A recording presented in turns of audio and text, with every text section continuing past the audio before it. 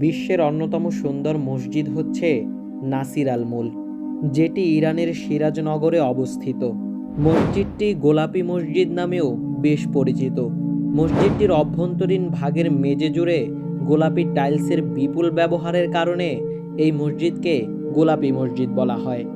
তবে বলা বাহুল্য যে বহু বিচিত্র রং আর আলোর ছড়াছড়িতে একে কেবল একটি রঙের নামে ডাকা আর যাই হোক সুবিচার হয় না।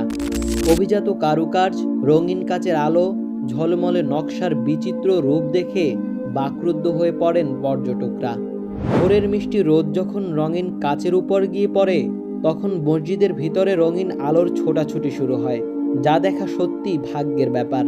ইরানের সিরাজনগরে অবস্থিত এই মসজিদ 1876 সাল থেকে 1888 সালের মধ্যে মির্জা হাসান আলী এর আদেশে মসজিদটি নির্মাণ করা হয়। ইরানি স্থপতি মোহাম্মদ হাসান মেমার এবং মোহাম্মদ রেজা কাশি সাজে সিরাজ এই মসজিদের নকশা তৈরি করেন।